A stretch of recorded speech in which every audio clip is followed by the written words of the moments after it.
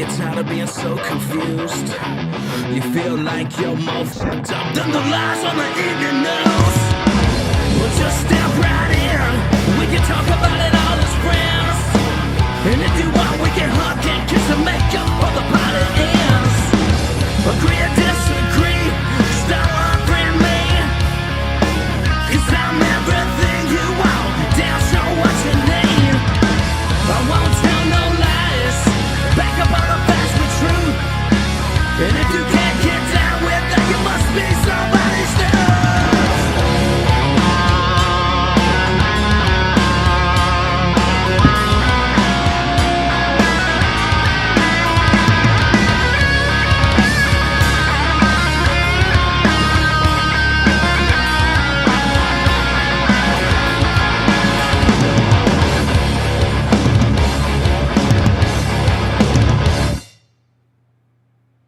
What's up, everybody? It's Ryan Weaver. I am on the Don't Unfriend Me show, otherwise known as The Dumb Show, with host Matt Spear.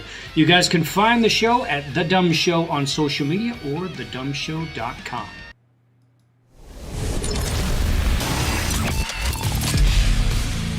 Good morning. Tonight's show has been brought to you by, well, is brought to you by, it's not will be brought to you. It's going to be the show. And the show, it's a bunch of flags. Wood, America, pfcflags.com. Best intro I've ever done. What do you think, Liv? I think having a hard time over there? I think it was great. I think awesome. it nailed it. Just first time. I think the royalties are just going to come piling in. And Absolutely. Jason and Kate, absolutely. Jason and Katie, Jinx. they're just going to write the check and they're going to be like, dude, we want this guy promoting our site forever. PFC flags, folks. I don't know what happened. I had a stroke mid commercial. That's the problem when you do it live. We'll get it live. We'll do it live. Get it in post. Get it in post.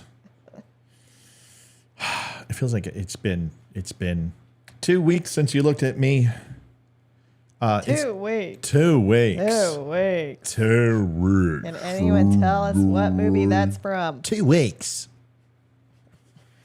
Do you have any vegetables to declare? 2 weeks. What's the movie? Anyone know? Any guesses? Come on, Any folks. guesses? It's not hard. It's not hard. Get your ass to Mars. Get your ass to Mars. No? No. Total Recall. Yeah, the real one, not the one with Colin Farrell or whatever. That's bunk. Your daughter would like to know if she can make popcorn for her and Ethan. Yes, as long as she splits it. Yep. Total Recall. That's correct, Karen. Welcome. Eschenbach. What a great name. You got 50 on. It's going to climb. It's been. I feel like it feels like it's been forever. It's been since last Friday, right? Friday, getting down on Friday. Fun. Front seat, back seat. Which seat shall I take? It's Friday, getting down with Friday. She can sing. Not now. I mean, not then. But she's a singer now. I don't think she's a singer. I think she's a stripper. But where else would she have gone from there? I mean, from doing that video and her mom paying, some jerkwad $60,000 to make that video. But she can actually shoot well. She was on Tosh 2.0 for a retribution, whatever it's called, where he gets a second chance, reprisal or whatever it is, and she can sing. She actually crushed it. My picture's not centered. It's because you keep moving over. No. Yes. The microphones stay. The camera moved. Move the camera. I'm telling you because your left side isn't up. Watch. If I do this, just relax and stop saying it's me, because it's not.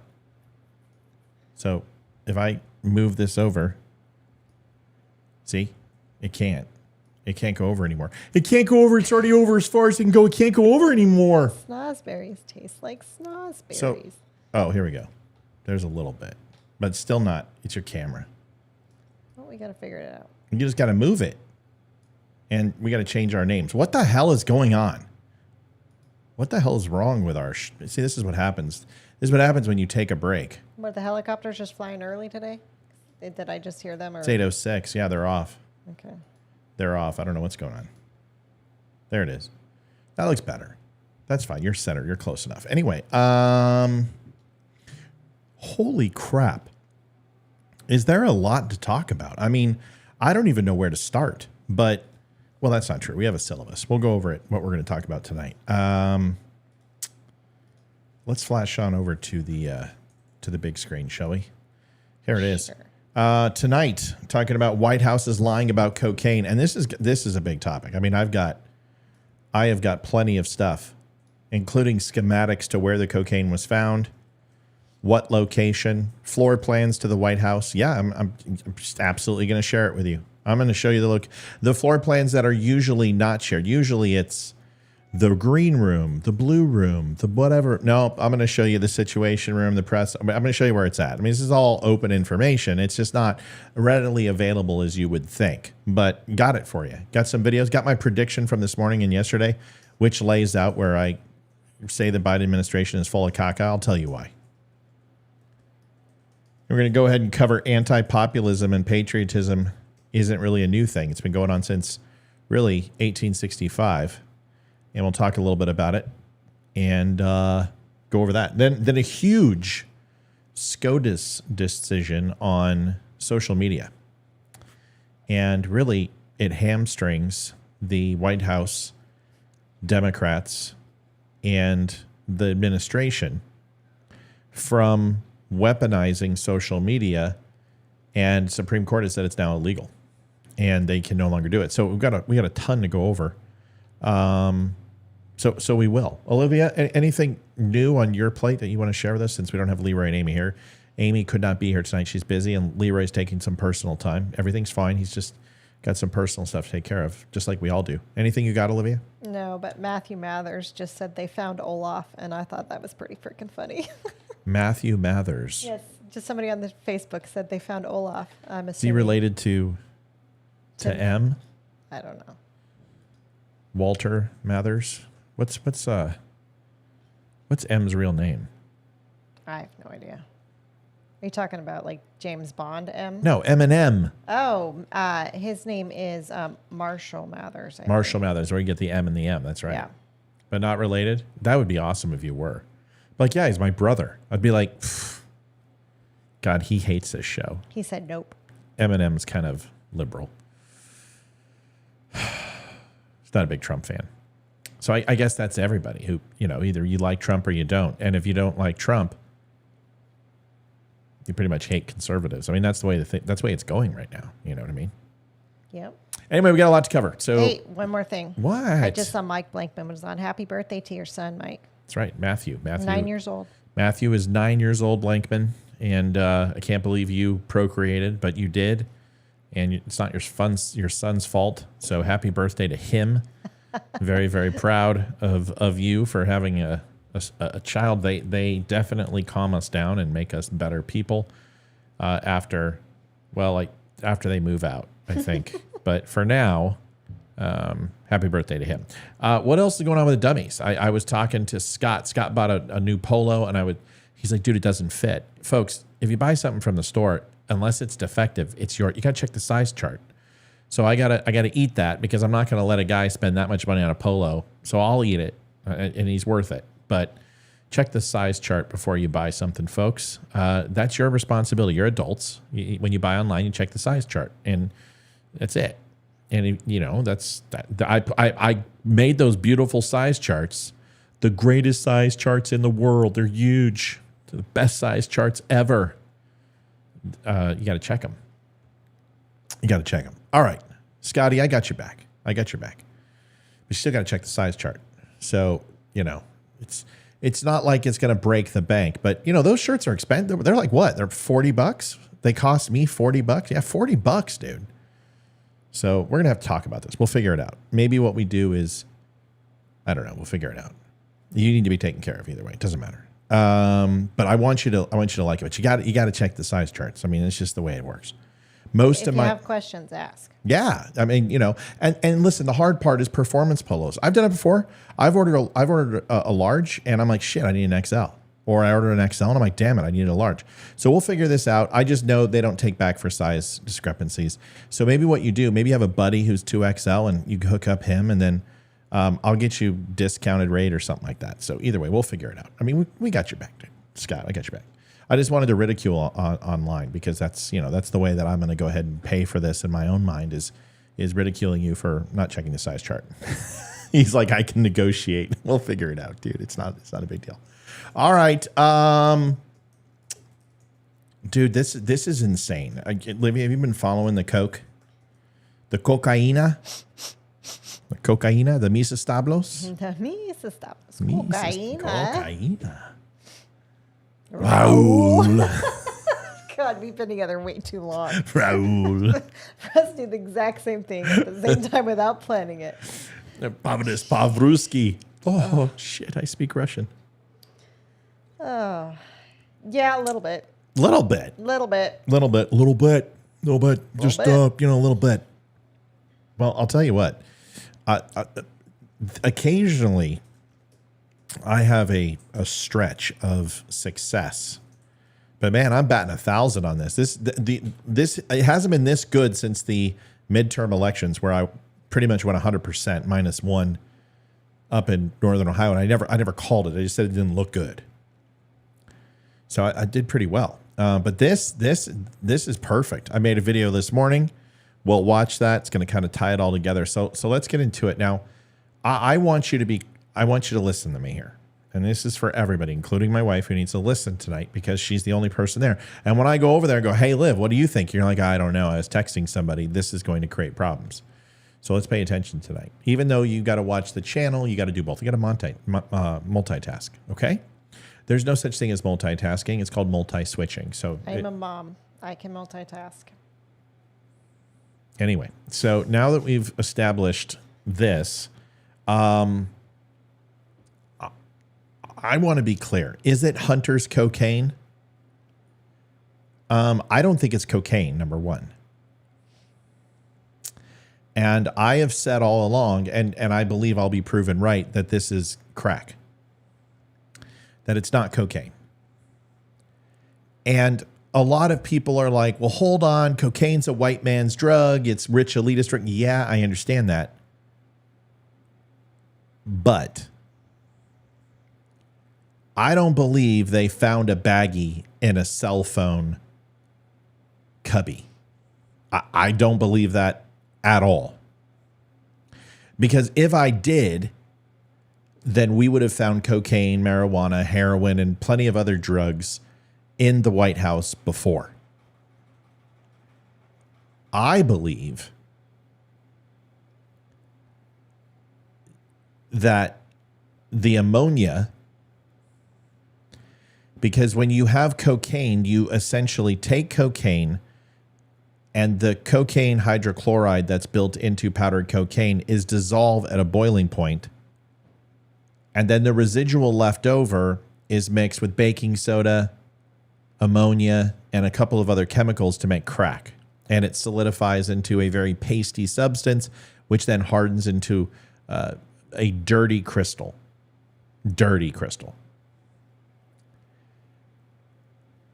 The thing is that ammonia is a very large proponent of explosives, like ammonium nitrate, especially homemade explosives. Now, I'm not going to go into details. I'm not going to tell you the other ways to make explosives with ammonia, and because I don't want to get the knock. I don't want to give you the knock. And what that means is the knock on my door from the Secret Service or somebody else going, dude, what are you doing talking about explosives online? But I'll just tell you, crack has a very high level of ammonia in it. Now, it smells like cat piss. So does methamphetamines. Not as strong. But it does smell like it, especially when you're cooking it. Methamphetamines is horrible like cat piss. And the residual of crack cocaine has a particular smell to it of cat piss. Now, there's micrometers all over Washington, all over the White House. And there are amazing filtration units which will take particles from the air and analyze them.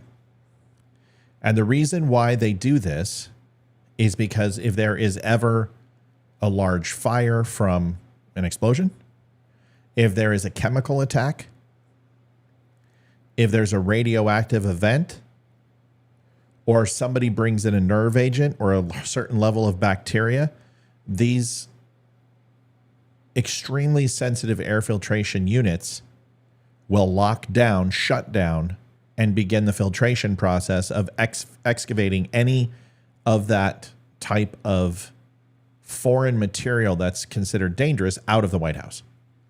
Now, how do I know this? How do you know, Matt? How do you know this? Because you're a smart guy. Because I'm a smart guy. That's right. Because here's the thing. Because what I don't know or what I've forgotten would shock you. I just read a lot and I talk to people and I understand it. I've been to the White House several times. I've never seen anything like this from behind the scenes, but I read. And the information that you want is there if you can just go find it. But I also read a shite ton of novels, a shite ton of spy novels, a ton of information from a factual standpoint and from a fiction standpoint. And also I did this stuff for a living when it came to operational security. So when I say if somebody brings in a baggie of cocaine or crack, that's something that emanates ammonia, even a small sample size as a little small baggie, it will and can be picked up by the filtration systems and the sensors built into the White House. This is more than likely how it was found. I will give you a quick example, and I'm not going to tell you what it was, and I'm not going to tell you who it was, and I'm not going to tell you where it was and what administration. But something was sent to the White House. You can kind of put two and two together of what would be sent. This was a very small portion of a white substance that wasn't narcotics related, but another one that I'm not going to talk about. And this was picked up in the 80s.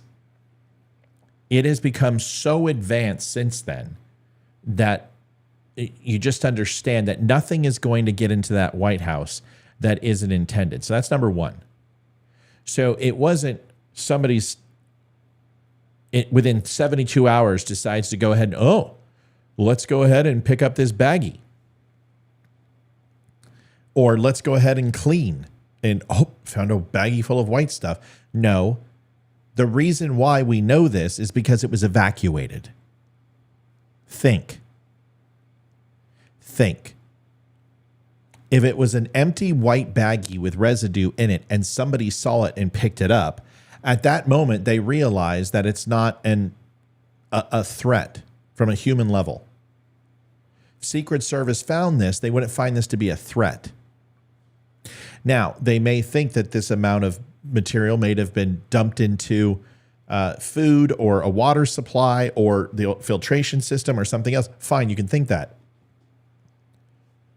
But an evacuation takes place when there is a credible threat in the White House. Does everyone understand? Yes. A credible threat, which means that a large amount of a white substance was found.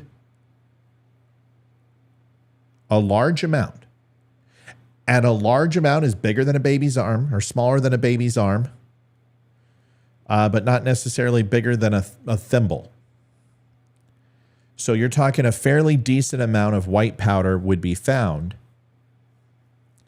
And then immediately, the threat assessment would be, do we clear the building or have we found something of substance? Now, a determination had to be made.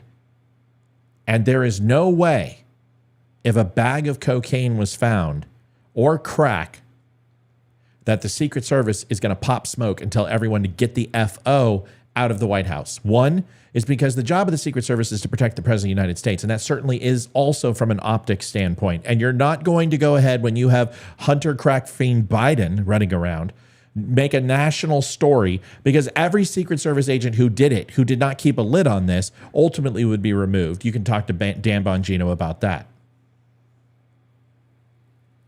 Secret Service recognized the threat because they get the immediate call.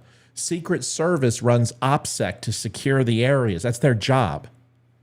So if hazmat's called in or a nest team is called in, the first response is not to wait for those teams to come in and handle the material. It's Secret Service to quarantine the area and cut the area off. So of course Secret Service would take care of this. Secret Service would immediately respond to this. That's what I'm trying to tell you. You evacuate when one of two things are happening. There is a confirmed agent inside that, or a threat inside the White House that absolutely needs to get out, like a bomb threat or anthrax or the other type of stuff that could be a threat. And you would exfil from the premises immediately. And you would get everyone out on emergency plan like there was a fire that could threaten the whole integrity of the building, right? Because that is seen. There's another way it happens too. And in a higher probability, filtration systems picked up this residue of ammonia, and immediately set off the indicators to get people out of the building. There is no reason to mass evacuate over a bag of supposedly residue cocaine. That is the dumbest thing I think I've ever heard in my life. Even if they thought it was anthrax, even if they thought it was that, the filtration system inside of the White House would have shut down. If it didn't happen automatically, with a push of a button, it would have been shut down. Do you understand? So now we immediately, with our brain, without hitting our hat, have to go, okay, so why? Why? Why was the White House evacuated? Olivia, what do you think? I'm thinking because they didn't know what it was, and whatever the sensors detected, they thought it was a threat, and they didn't know what it was. So they got everyone out until they could figure that out. There it is. There it is. Now we know, I know why now of why it was evacuated, and I'll tell you why. Here's your why. Because it was in an extremely highly sensitive, contained, and protected area that very few people have access to. Very few. Because they were saying that it was, well, the anteroom where they drop off phones and the general public go in. And I told you that was a lie this morning. I have the receipts for that. Fentanyl is not an airborne type, an airborne threat. It can only harm you from touching it, or obviously if it's burned at a certain temperature. Even if it's a white bag of residue, nobody knew what it was. We're not talking about a brick here, folks. We're not talking about a kilo of Coke. We're talking about a small baggie, is the way they described it, with residue, very small remnants of cocaine in it. That's not going to shut down the entire White House. It's just not going to happen. Okay, let me give you an example. A small baggie is found on an LCC-19 ship. No, it's found on a Carnival cruise line. Is everyone going to abandon ship and get in boats? Ladies and gentlemen, this is your captain. This is Captain Steubing. We're going to go ahead and need to splash. Everyone jump on the count of 3. No, they're going to isolate the bag. They're going to ensure the compartment is sealed off. They're going to notify the authorities. Get some sort of team that can come in there from hazmat or a nest team, depending upon what the chemical is. They're going to abandon ship. Can you imagine a captain? This is Captain of Flying Your Friendly Skies. We are at 30,000 feet. We're currently traveling at 432 miles an hour. Just want to let everyone know that the stewardess, the flight attendant, I'm sorry, Mary. It's okay, fucker. We found a bag of a white substance. We're going to need everyone to jump. What? You're not going to abandon the White House. You're not going to bring everyone out from both exits of the White House and put them on the line. Why? Why would you? The only reason you would do that if the chemical sensors went off and flew off and said, everyone GTFO. And then at that point, it's standard operating procedure for everyone to get out of the building, and everyone drills for this. They know what to do and they get out. Okay, so now that we know that's the truth, why the hell would cocaine hydrochloride send off this sensor? Why? Why would that happen for a tiny little bag of cocaine? When money, $20 bills, remember the old adage that you could rub certain $20 bills that have been used for nose candy and that you would test positive for cocaine? It's actually true. Officers are told that handle money and confiscate drug money not to use the same gloves when testing certain types of drugs after they handle money, because the residue on the gloves can negate the test and give it a false positive. So why cocaine? Well, once again, my theory is that it's not cocaine. It's crack. And if it is crack, well, that's just something we need to put over here and stick over here on the side. And we just take that little bit of information and put it over here. Because why? Well, because it ultimately explains why they would evacuate the White House, right? You're asking the why. Why would they evacuate the White House? And the first thing I thought of when I heard of cocaine hydrochloride is I looked it up. And I said, well, is cocaine hydrochloride in crack? Is that why they're calling it this? And why aren't they saying coke? Why are they saying cocaine hydrochloride? Because they're trying to cover. Because people are like, oh, cocaine hydrochloride. Well, what is that? Yes, it's cocaine, but why don't they just say cocaine? So it's got to be some chemical to help make cocaine or whatever. They're downplaying it in the media. Of course they are. Why? Because the Biden administration told them to. Of course they did. Just like they told them not to report on the sub, not to talk to anybody from the DOD, who I had contacts telling me that there was an explosion that they heard. Come on. You know they control the news cycle.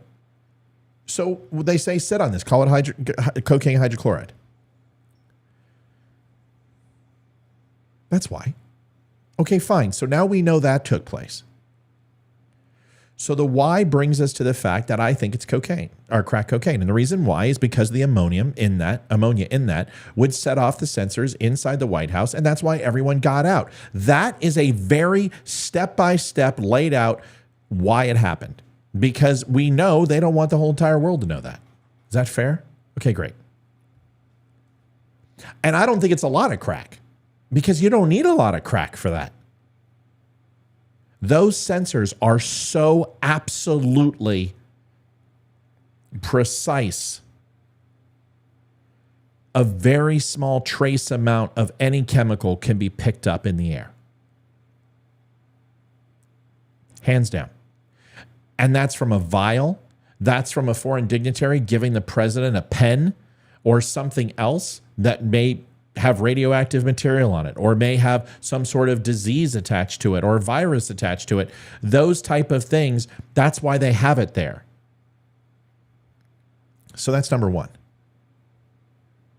And Olivia, questions or comments, please come in here, because this is a big one. It's a big topic tonight. It's huge, huge. We've talked about it a little over the weekend, so a lot of what you're saying now is like a replay for me. Right. Okay. So that's number one. That's why I think it's crack. And people have asked, oh, it's not crack, it's cocaine. Stop. Wait. We're going to put all this together. Now, people are asking me, is it Hunter Biden's bag? If you asked me 48 hours, I would have said, no, this is stupid.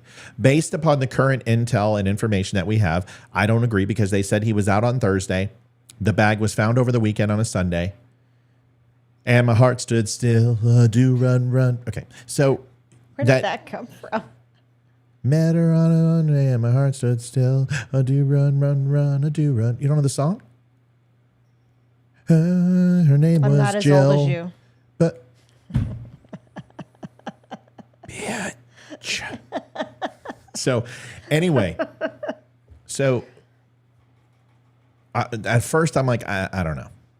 I don't know. Now, the second thing you need to look at is the timing. This was released on a Sunday. 4th of July weekend. We know that the Biden administration and all presidencies release information that they don't want covered on the weekend. And this was a perfect time. The closer to 4th of July we could get would be better. Now,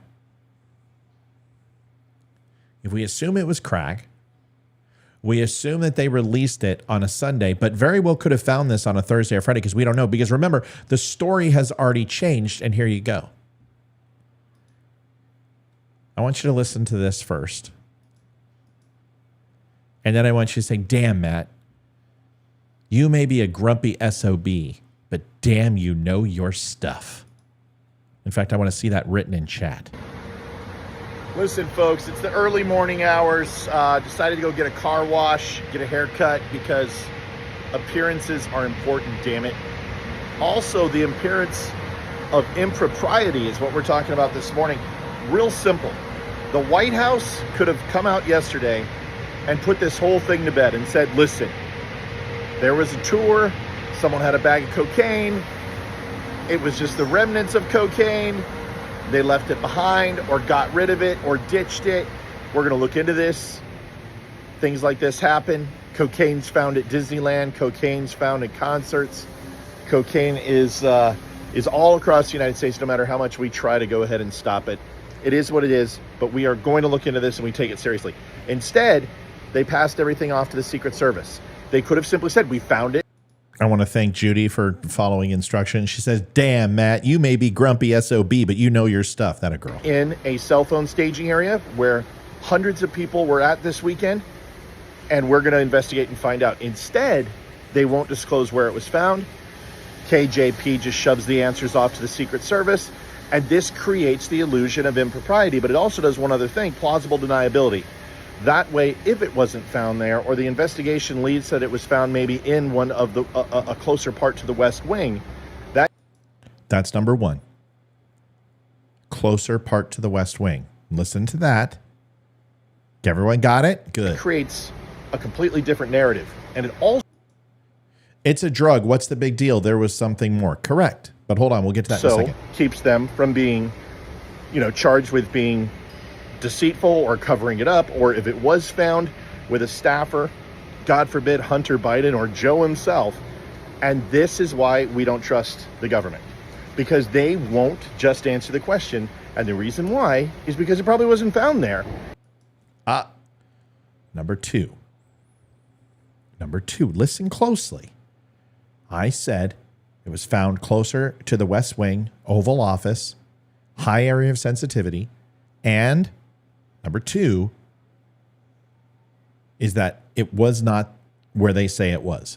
And it was probably This was this morning. This was 8:31 a.m. I have a timestamp. I brought the receipts. Listen. dropped there. Use your minds, people. Ask yourself the question, what are they not saying? Look for not the how or the who or the what, ask the why. Why wouldn't they go up there and simply just announce it and say exactly what happened and where they found it and put this sucker to bed? Well, because I don't believe that that's where they found it.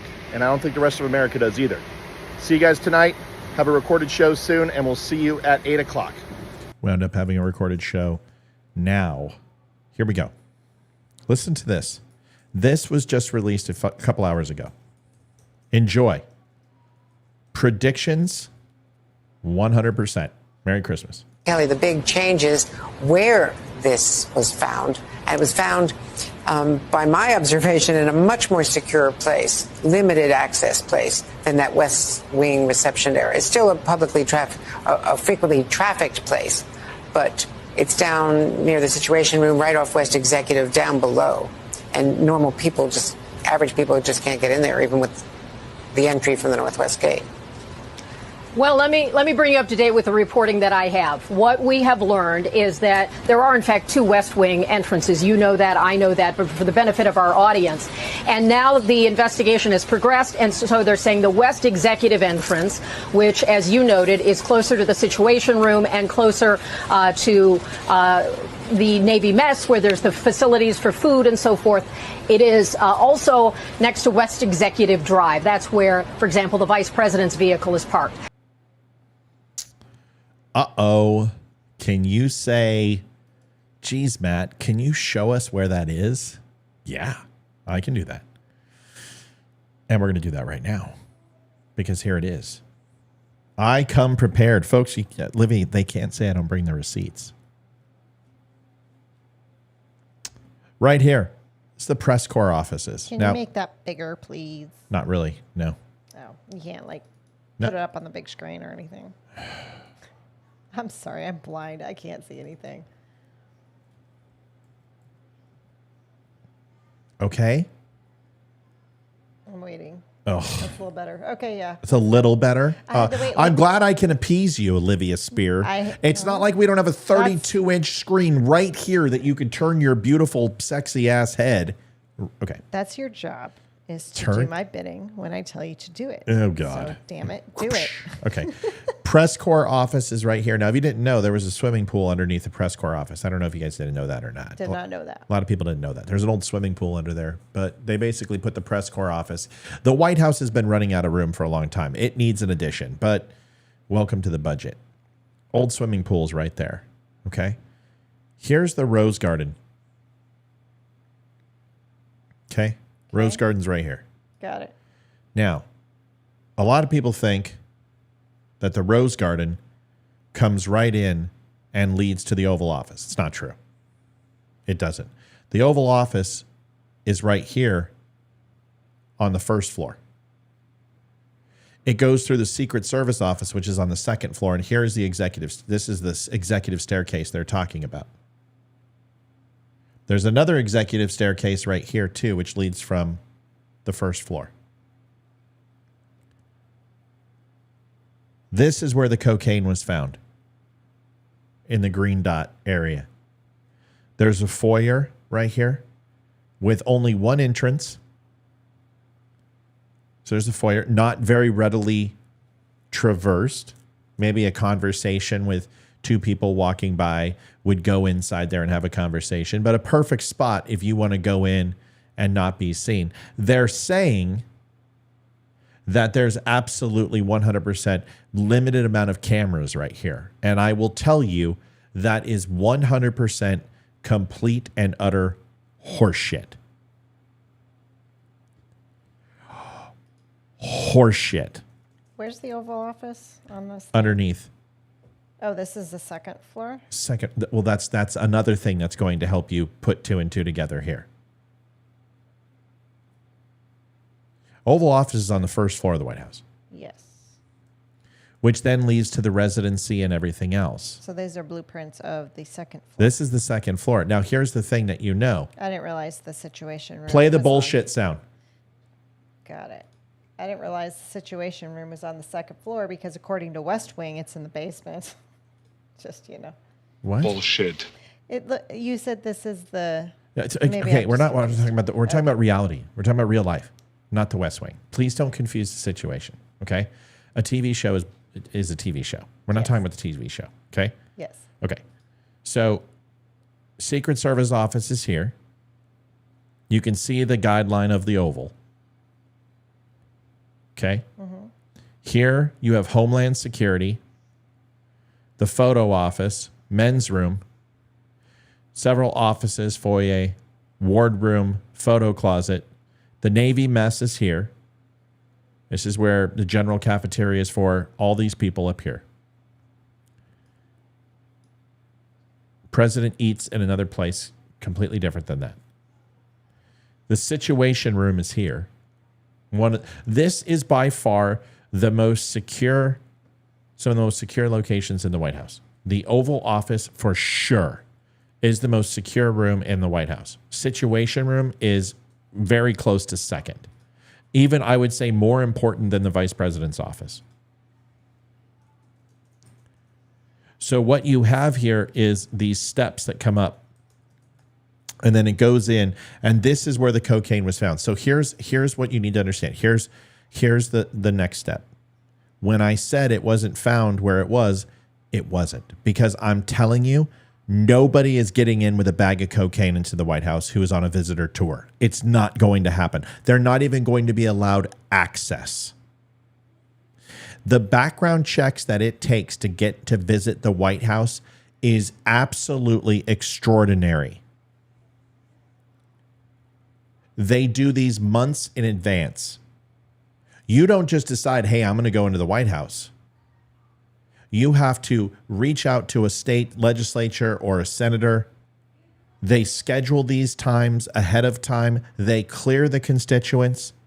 They ensure bank records are good. They check Interpol. They check NCIC. They check everything to ensure that you are an upstanding citizen. They check your bank account records. They look for consistent withdrawals that are money that is unspoken for. They check for everything. Some hood rat is not going to get into the White House who does lines of cocaine. And I'm not saying that people haven't. And I'm not saying people beat the system. But what I am telling you is that there's no way in hell someone is going to leave a baggie of cocaine in an open cell phone cubby, because all of that stuff goes under lock and key. It's just like when you go to court. You don't get to bring in your cell phone. You don't get to bring in certain things. You have to put them under lock and key. The same thing here. But you also have to go through several different phases of entry, from going through X-ray, from being wanded, to going through one of those air pressurization systems that actually spurt air and then go ahead and test you. They test your hands with a cloth. They check it all. And if somebody had touched cocaine or a baggie that morning, they are going to pop on those tests, especially with the with crack and ammonia on their hands. You're not getting in. Dan Bongino did this, and he's Secret Service, and he'll tell you. And he knows 100,000 more times than I do when it comes to this shit. But it's not like I don't have friends in the Secret Service, and it's not like I don't have friends on Capitol Police. This is 100% bullshit that somebody's going to get in there with cocaine. It's just not going to happen. This isn't whatever the hell the service is at airports. Who are those people at the airports? Whatever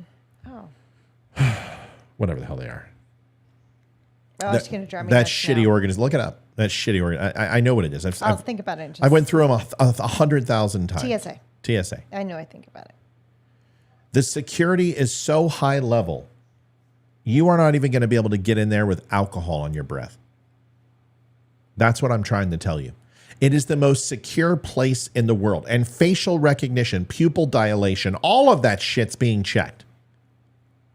You just don't understand the level of security. You would have an easier time getting into the hull of a nuclear reactor on a submarine than you would get into the White House. I'm just telling you.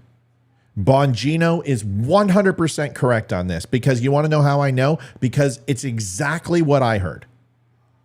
And everything I've read and the operational security systems that I've worked with in the past, I know for a fact that baggie did, and I was right. And I immediately said, this is bullshit. There's no way that this story, and you guys know this because I came out and said it.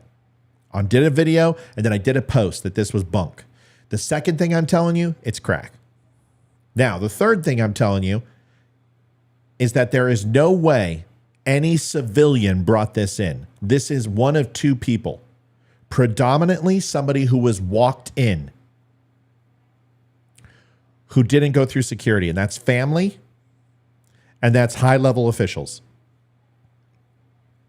And I'm talking like chief of staff, Joint Chiefs, press secretary, DOT personnel, Department of Justice or FBI, high-end people, high-end officials who go through the executive portion and the executive backdoor entrance of the White House.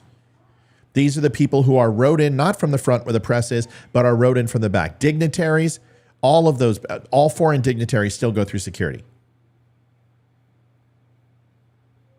All of them go through security. Family doesn't. Family goes through a very basic sweep, my understanding. Very basic, just like going to a ball game. Walk in, put your keys here, put your cell phone here, walk through a metal detector, and you're done. Very simple, very straightforward. Because a lot of these people have clearances and have been checked out redundancy after redundancy. So now you have to ask yourself the question. Okay, so that's number 3. So now what I've done is I've narrowed it down to family. No, you don't know who it was, but this may help you. So they're saying, well, it's not Hunter Biden. There's no way it's Hunter Biden. It's impossible. And honestly, I don't give a shit about Hunter Biden. I don't care. You guys know this. I think our focus on Hunter Biden is a complete waste of time. But you got one person in there who's done it before, who's done crack. But here's the thing they're not talking about. And this is one of the things I always point out. And here I'm going to do it right now. Everyone says, well, it can't be Hunter Biden. He wasn't there. Well, you're assuming that the story is true, that it was found on Sunday during weekend tours. We know that's a lie now. It wasn't a weekend tour that did it. We know this because it wasn't found where the weekend effing tour would be. So they've lied once. They've lied twice. And I think they're lying that it's crack. So now that's 3. And I've got good, in my opinion, factual, analytical, and logical step data to tell you that it's crack. So that's 3. Why is it so hard for anyone to believe that it wasn't found on Thursday and they held the story over the weekend when we've seen them do that. We've seen them do it with a sub. They knew it blew up. They held on to it for how many days before they told us? During an opportune time with a news cycle that they were releasing that he went ahead and greenlit China to go in and said that Taiwan's no longer recognized as independent from China. We had the money laundering scheme and the $5 million and the text from the WhatsApp from Hunter Biden. What an opportune time to leak that story.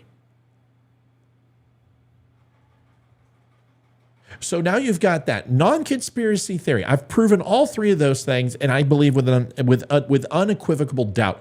There might be a little bit of speculation there because it's not 100%. But here's the thing you need to ask yourself. Now that I've told you they're willing to push the story, now that I've told you that it's crack, now that I've told you that it wasn't found in that location, and we know it's not a tour, and they lied to us, so why wouldn't they lie about the date? Here's the last one. Who do you know who doesn't give a shit if he's caught?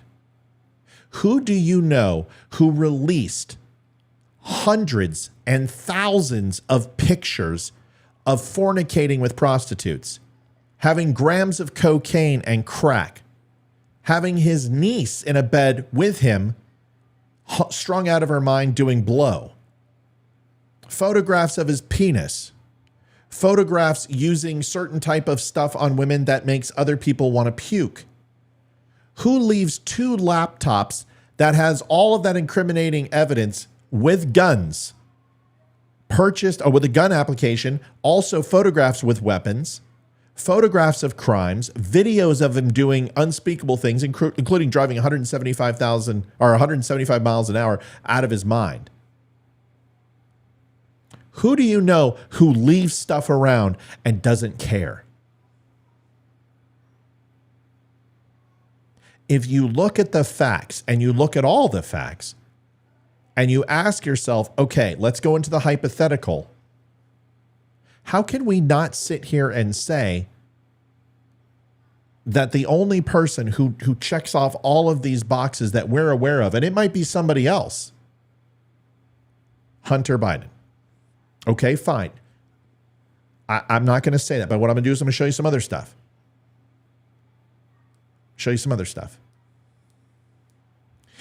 The other piece of evidence that I know there's something rotten in Denmark is the Democrats, and all of them are pushing out the same narrative. Harry, Sasan, I've nailed these guys left and right on Twitter, how they all share. I'm actually going to start doing this daily as I'm screenshotting their posts because they're all the same, and I'm tagging them all in it and saying, you guys are all in the same narrative. It's all DNC propaganda. All of those guys are saying one thing, that it's Don Jr.'s bag.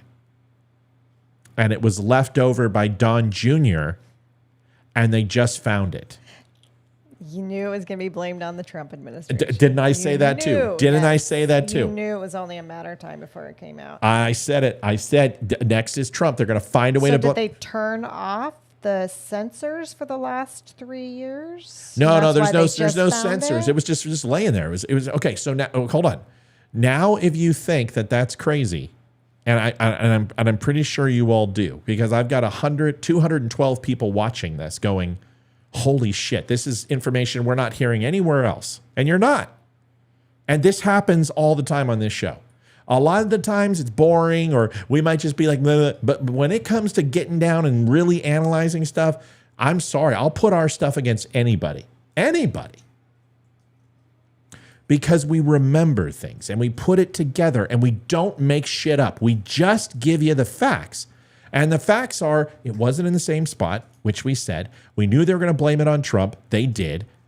We knew that the fact that it was in a very secure area, which it was, because it was said to be in the library at first. Remember, it was Don Jr. in the library with the candlestick, right?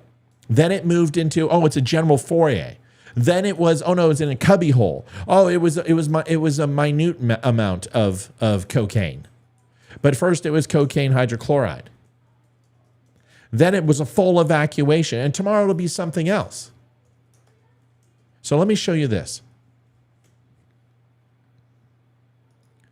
And I want to be clear, there's trolls watching. And I don't want you to hit me that I'm making the case that this is Hunter Biden's. What I'm going to show you is from one addict, me, to another.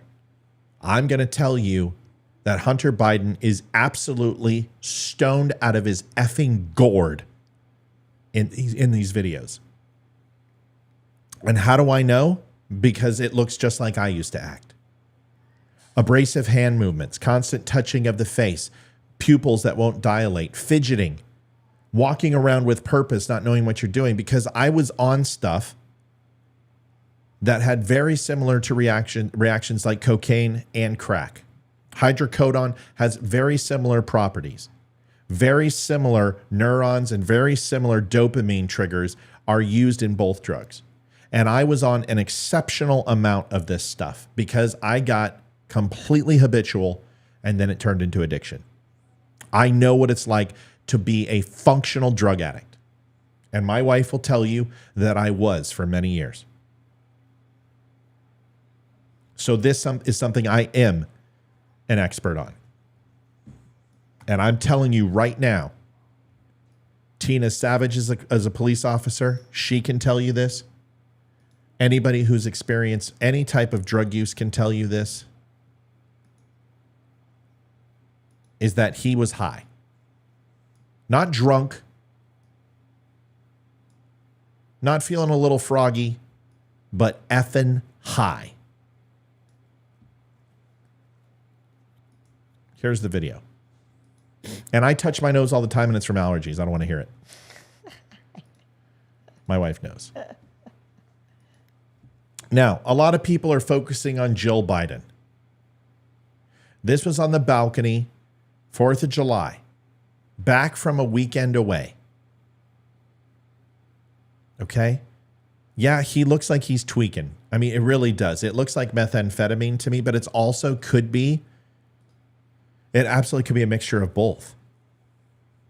It could be a mixture of both. He also looks like maybe not tweaking, like he's withdrawing, honestly. He looks a little pale. He looks like he's withdrawing. You saw me, Olivia. Mm-hmm. You saw the way I acted when I was going through withdrawals. Your eyes are sunken in. You're extremely pale. You have your lips smack because they're so pasty dry inside your mouth. You're constantly sweating. You're shaking. Completely screwed up. Watch this video.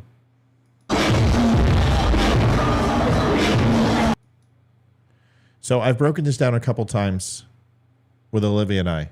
Now, a lot of people think this is a bullet. A small amount of cocaine and then used with a quick snort and then a lid is put on it. A bullet of cocaine. And you snort it very quickly. But I want you to watch this.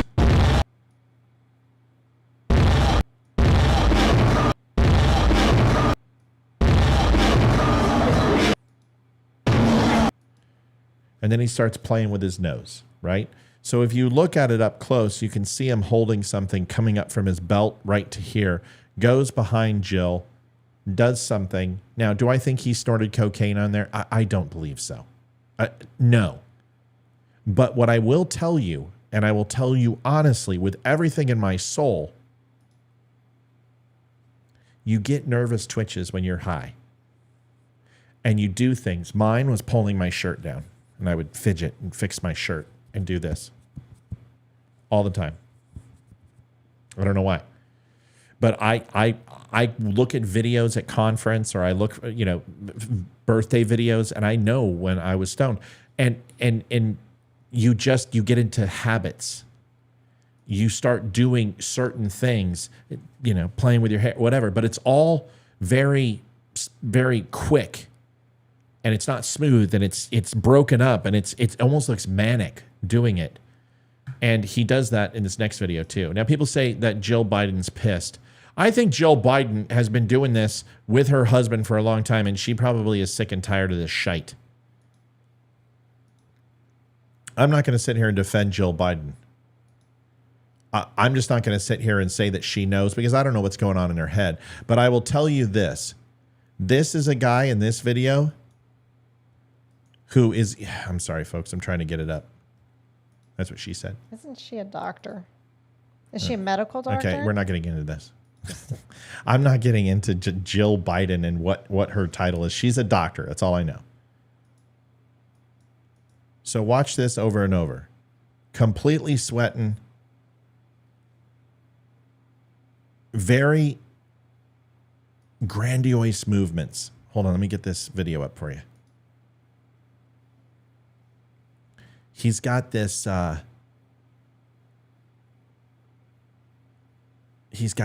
this motion that he's doing that it's just very sporadic, very cross-cut, very nervous.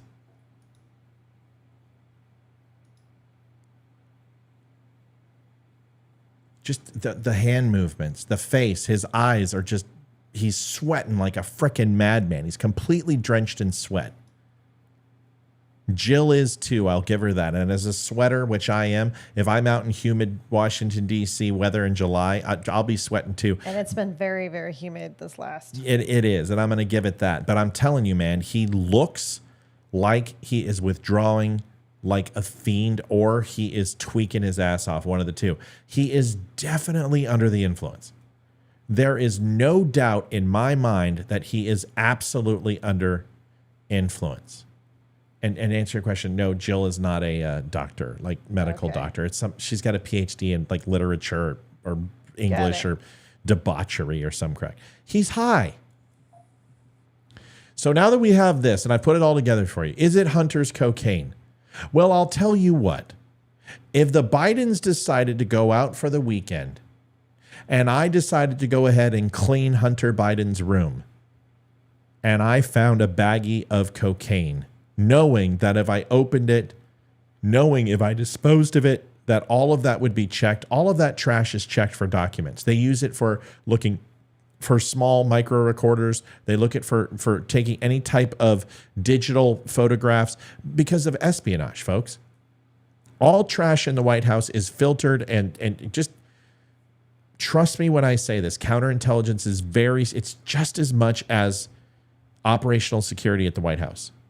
Counterintelligence is absolutely 100% one of the most critical things. So all trash that leaves is monitored and checked. You don't throw papers in the trash. You throw them in burn bags in the White House. Everything's done systematically, and the training is extensive. But if you're cleaning the room and you feel bad for the president and you find this little baggie with residue in Hunter's room, what are you going to do? What are you going to do? You going to pocket it? No. You're going to go throw it away in a place where it's going to be searched, and then there's going to be a huge search for all people who are found guilty of this? Or are you going to go just drop it off in a place and get rid of it to the best of your ability? That's a possibility. All hypothetical. I don't know. Are you possibly going to be so high that you go into the foyer to get a bump and it drops out of your pocket and you leave it there, like Hunter Biden has done before. You don't flush baggies down a toilet. Everything in the White House is self-contained, including the sanitation. Sanitation doesn't go to public sewers. Everything in the White House, from its water supply to food supply, underground. I can't go in anymore. I'm just going to tell you that there is plenty. It's a self-contained apparatus. It's 100% autonomous from public access in any way, shape, or form, including the sewer system. It doesn't matter. The point is that there's only one person who does that level of stuff. And if you find that, if you find it, aren't you going to do whatever you can to make sure it's disposed of? Or maybe you don't do it. Maybe it simply just fell out of somebody's pocket while they went and did a bump. We don't know. But the point is that there is enough questions around here where Hunter Biden has consistently dropped the ball with keeping confidential information between him and his fathers and their business dealings, and his choice and his judgment is completely suspect. Who's the only person you know who left a mountain of evidence with 2 computers and didn't even go back and pick them up? This guy is one of the worst decision makers ever, including getting in the United States Navy as a public affairs officer that his father put him in through with no experience, gave him a commission in the U.S. Naval Reserve, and he did drugs and he was kicked out of the Navy. This guy has been doing this forever. Why would we think a leopard would change his spot? We all have drug addicts in our family. We know how they act. Are they rational people? Do they make good decisions, or do they go pawn the family jewelry? I think he thinks he's bulletproof and untouchable. It certainly seems that Daddy way. has been that way his whole life, I bet. He was probably never told no as a child. It's a very interesting thing. And all I ask is that people ask the questions. Is it Hunter Biden? Is that important? Well, here's the last piece that will make you go, wait a second. Because the White House press corps has been told to say nothing. Remember that plausible deniability piece. Remember that point where I told you that they will do whatever they can not to get locked down to an answer. Because if they do, and this does blow up and the truth is outed, and most of the times we get some semblance of the truth, you hold yourself to a different level by saying, no, I didn't say anything like that. Here's KJP's press conference, and you should watch it in its entirety. Here it is. I just don't have anything to share at this time. And secondly, per the entry, go to the holiday. Can you give any more details on where the Secret Service found the cocaine in the West Wing and how it got there? So, as you know, this is under the purview of the Secret Service. They are currently investigating what happened over the weekend, so I would have to refer you to the Secret Service on all of this. But one thing that I can share, that I'll share a little bit more information. As you know, the President and the First Lady and their family were not here this weekend, as you all report. Why? Why would you say that? Why would you? Okay, listen, folks, I've been in politics a long time, and I should be a campaign manager. I'm very good at this. Olivia has said it a million times. People have said it a million times. You would never lead the breadcrumbs back to the Bidens. You would do whatever. You wait for that question to be asked by the press, and you say, well, you know where the Bidens were. You have their itinerary. Why are you asking about the Bidens? You're not insinuating that this came from the Bidens, are you? That's ridiculous, Peter. That's how you handle that question. You don't sit there and say, well, I can't talk about any of this, but I do want to go ahead and give you this one bit of information, which is to take the dogs off the scent of the trail. This is completely Public Affairs 101. Listen to what they say, and they will tell you what they're lying about. In no way, shape, or form, even the dumbest press secretary on the planet would never say, "Well, I do want to share one thing: the Bidens were out of the White House." What?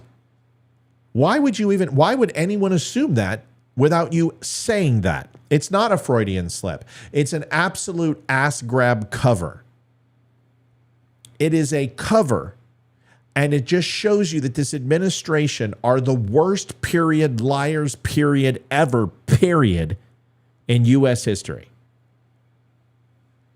Reported on this, and as you also know, that they left on Friday and returned just yesterday. Where this was discovered is a heavily traveled area where many White House, West Wing, I should be even more specific, West Wing visitors come through this particular area. She's lying. And I'll show you where she's lying. Watch her eyes. She's looking down. No eye contact. She's completely lying. Listen, watch. Is going to get to the bottom of this. As you all know, the president follows all the reporting here, and he certainly was briefed by his staff to share. It is under investigation by the heavily traveled area where men returned just yesterday. Okay, so watch her mannerisms in the beginning and watch them now. As you also know, that they left on Friday and returned just yesterday. That's true, right? So eye contact, she's looking down, she's coming across. But watch this in the shift in her demeanor where she doesn't look up for the entire sentence with no eye contact, and the cadence is completely off. Here it is. Where this was Here comes the lie. discovered is a heavily traveled area where many White House, West Wing, I should be even more specific, West Wing visitors come through this particular area. I just don't have anything more to share. It is under investigation by the Secret Service. This is in their purview, and so we're going to allow certainly the investigation to continue, and we have confidence that the Secret Service will get to the bottom of this. Go ahead. Has the president said, hey, let's get to the bottom of what happened here? Well, I just said that we have confidence that the Secret Service is going to get to the bottom of this. As you all know, the president follows all the reporting here, and he certainly was briefed by his staff on everything that we know so far. But the Secret Service is investigating this, is investigating what happened over the weekend, and we have confidence that they will get to the bottom of this. Secondly, is there still a chance that Sweden will be approved into NATO? And I think the Sweden Prime Minister being here today, having a meeting with the president, certainly shows that commitment. Thanks, Free. Just two quick follow-ups. You said the president has been briefed on the cocaine that was found at the White House. Is the White House conducting its own internal investigation? This is something that's under the purview of the Secret Service. They're the ones who handle this investigation, so it lives in their purview, in their world. And then just a quick follow-up on this type of tour. Can you explain to the American people who would have access to the West Wing on this type of tour and what kind of protocols are in place? So look, when it comes to security protocol, that's something that the Secret Service certainly is going to handle, and so that is a question for them. When it comes to visitors to the West Wing, they come for many reasons. Obviously, we do have West Wing tours that occur here on campus. They happen in this particular past couple of days. They happen on Friday, they happen on Saturday and Sunday. The times that they do not happen is when there's a federal holiday, like yesterday, there was not a West Wing tour, and also when there's a large White House event. So I don't have anything more to share on the particulars. Again, when it comes to security, when it comes to anything of those types of protocols, that is something that Secret Service handles. Okay, Olivia. Thanks, Karine. And congratulations. Should I call you President, Olivia? I appreciate it. Sure. I was waiting. I was like, okay, that went over the head or got missed. One president. It's not my turn. It's not my turn. One president at a time, Risha. Eventually. If the cocaine episode has prompted the White House to ask the Secret Service to review its security protocol for visitors coming in. So let them do their investigation. Again, this is under their purview. Let's see exactly what occurred and what happened. They're going to get to the bottom of this. They meaning the Secret Service, not going to get ahead of any changes in protocol or anything like that. Let's let the Secret Service do their job, which we believe and have all the confidence that they will get to the bottom of this. This episode kind of shines a light on the fact that you can bring in illegal substances into the White House. So what's preventing a visitor from bringing in anthrax or something that's not magnetic into the White House? No, look, Ouija, I totally understand the question, but it is under investigation. We're going to get to the bottom to exactly what happened. The Secret Service will, not us. And so we're going to let the Secret Service do their job. I'm just not going to get ahead of if or whens or changes. We just have to let the Secret Service do their job. But we are going to specifically let everyone know that the Bidens were not in the White House for this in any way, shape, or form, but then go ahead and undercut our entire argument by laying out the plan. Oh, well, there's tours on Friday, Saturday, and Sunday. But here's the problem. is the White House the weekend is a ghost town. There are people working, there is no doubt, but it is not even close to the hustle and bustle. It is absolutely a ghost town. And being a 4-day weekend for the holiday. And don't sit here and tell me that it's harder to discover who did it if you're absolutely 100% without equivocation know that it was Sunday. How do you know it was Sunday if the investigation isn't over? If the Secret Service hasn't released its details of its investigation to anyone and you can't talk about it, then why are you disclosing that it was found on Sunday? Well, because that gives anonymity to the Joe Biden and cover to the Joe Biden family. That is why they're out there opening this statement with, just to be clear, we're not going to talk about this. However, here we are going to talk about this for 4 minutes, and the Bidens weren't anywhere to be found. Folks, if you can't smell a lie like a fart in a car, this is how you do it. It is complete bunk. And yes, I'm going to say bullshit. As far as fingerprints, getting them off of a bag, it's iffy. It depends. It depends how many people handled the bag. It depends on people's, the overall water molecules left from a bag. There are ways to get it. And yes, most assuredly, it should be fingerprinted. The Secret Service did come out and openly say that they are going to test it for DNA and fingerprints now. I got a question for you. you. Go ahead. So Melanie said she just told you there was no tours after the Bidens left. Did I miss that part of the... No, that's not what she said. What she said was that tours happen Monday, Saturday, Sunday through the weekend, unless it's a federal holiday. So they would not have happened on Tuesday, but they would have happened on Monday and Sunday. The problem that I have is that she openly said, well, we had tours Friday and Saturday and Sunday. But here's the thing, folks, it doesn't matter because it wasn't found in a tourist area. Nobody gets to go to the second floor of the White House unless you're administration or a foreign dignitary or a general or whatever. You don't get on the second floor. Period. That is a clearance access. It is 100% you are accompanied every step of the way. You're not going up there alone. You're not going to a situation room. No visitor would make it to the second floor. This is how I know it's a complete lie. Do you understand? This story that she made makes sense, and it covers the Bidens until it was outed that it wasn't found in a common area for tourists. This is in a highly secure area. Once again, highly secure. With the clearance that I had and the time that I went to the White House, in no way, shape, or form was I ever alone at all in this area.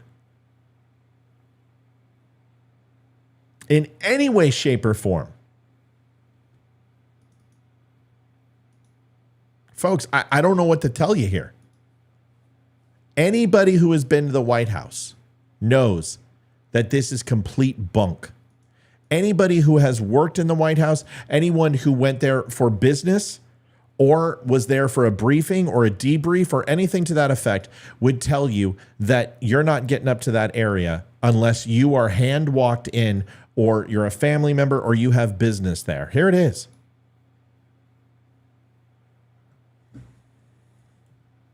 You've got the White House Situation Room. You've got Homeland Security here. You've got, I can't even go into other things that are here. But I will tell you, there are multiple SCIF-like sensitive information areas that are absolutely accessible only by people who are badged access to enter these areas.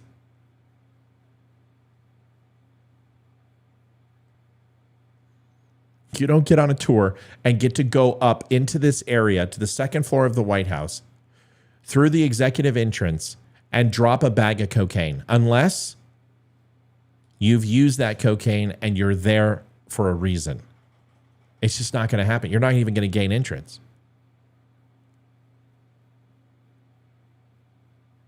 You give me this a level of information and this level of detail, and I will crush the narrative. And I've done it repeatedly on this show. This isn't bragging. I'm not trying to earn kudos. I'm just telling you, this thing is BS. And there's more to it. And either they're protecting a high-level executive member of the administration, or they're protecting a family member of the Biden family. That's it. Because those are the people who would have access. Minus generals who get drug tested, admirals, captains, security officers, DOJ, attorneys, White House counsel, all of them. If you have a security clearance in that area, you're going to get piss tested. You're going to have criminal background checks done on you consistently. Don't sit here and tell me that this wasn't an insider in the White House. Olivia, you have been so ungodly patient, and I love you for it. We knew this was going to be a big one, and I appreciate you sitting here. What are your thoughts on all this? It's Hunter. There's no doubt in my mind that it's not. He's the only person that has left a trail of doing this. I mean, it's just, I know it's never going to come out because they're going to cover it, but no doubt in my mind it's him. You know, drug testing for staffers is not something that the White House does, but in high governmental positions, when you're working for a 3-letter or you're working for the military, you're tested. It's different. It's a different type of service. It's a selective service versus a voluntary service. And admin, press liaison, speechwriters, investigations, interns, those people aren't drug tested. But those people aren't getting up to the second floor of the White House unaccompanied. It just doesn't happen. Folks, you don't understand. You're not getting in. That place is literally locked tighter than an altar boy's ass at mass.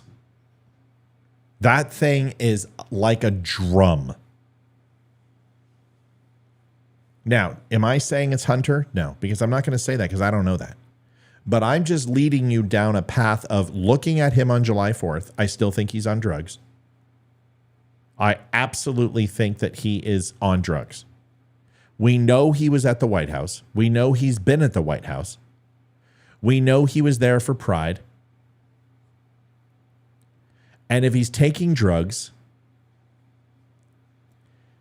and he has a history of it, why would anyone listen? Okay, just think of it from a police officer's mind. Tina, tell them. You'd be the number one suspect. Okay, if my wife dies, who's the number one suspect?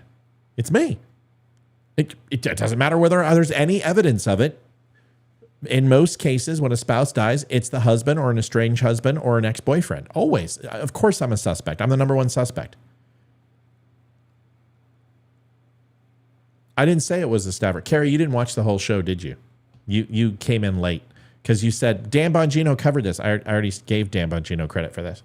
You got to watch the whole show. I didn't say it was a staffer in any way, shape, or form. I said it's a high-level administration official in the White House and Biden administration, or it's a family member. That's what I said. And I said that long before Dan Bongino did. And he knows more than I do. But I made this prediction at 8:31 a.m. before Dan Bongino's show was even on.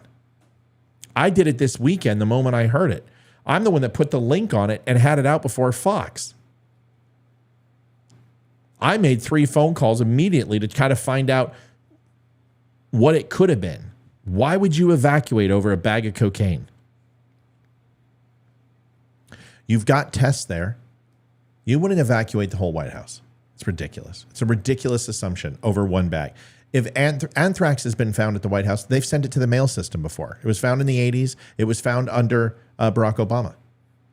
The threats and scares. They found white substances at the White House before. This isn't the first time. They didn't evacuate the whole White House. The only reason you evacuate the whole White House if the filtration system picked this up. And if you recognize that there were particles of ammonia in the air, well, 2 and 2 will tell you ammonium nitrate is a very easily made homemade bomb. And that would evacuate the area. And protocol would be to get out of the White House. President would be taken to a secure location, undisclosed. If you know anything about the White House and underground Washington, you know where he was taken. There's a bunker in the White House. It's underground. We understand these things. He's immediately put into safety. Secret Service grabs the president, immediately locks him down. The rest of the staff, in an orderly fashion, are evacuated. Why would you do that unless there was protocol? And protocol is if a filtration system calls off, most people stay in place, depending upon what it is. If there's a threat, they isolate the threat and then quarantine that area. But for explosives and things like that, they pop smoke and get everybody out. So that's why I think it's crack, because I think it was ammonia. I don't know. I always say ammonium. Ammonia. And that would set off a sensor to believe that there was a explosive or incendiary device available. It's pretty simple, and that's one of the biggest components in crack. And that's why they evacuated. I've told you this. That why would the Secret Service do that? Their job is to protect the president, even his image. Even his image. This is why Kennedy got away with what he got away with. Folks, it's awesome to see so many people on tonight. I can't believe we had like 265 people on at one point. That's freaking awesome. I love that. That makes me so happy that we're providing something that's interesting enough for you to say, I want to learn something. I hope you did. And you may not agree with everything I said. You may say, I disagree. That's okay. That's what we're here for. That's what we're here for. We're going to cover some other stuff I think you might find interesting real quick. I know Olivia will find this interesting. It's probably going to piss her off. I'm ready. So, this anti-populism. Populism is a real simple theory. The founding fathers believed in populism, and ultimately is that the minority and the individual rights are just as important as the majority. That the underrepresented are crucial to a government that is formed under a republic.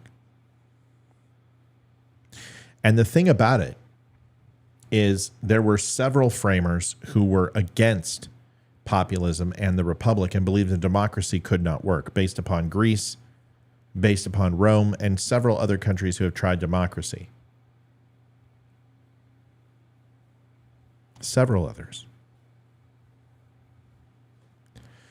But the problem is that anti-patriotism has been going on for a long time, 1865 and beyond. And our framers had some of these feelings. Monroe. Jefferson was a staunch populist, but several others weren't.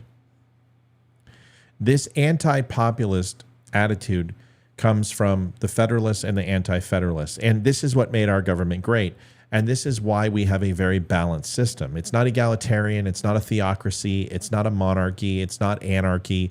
It's not an oligarch-based government. It's not strictly a feudal system. It's not communism, socialism.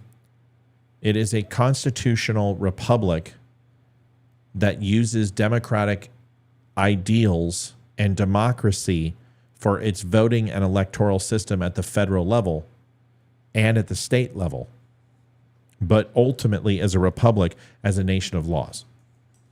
We are a republic through and through.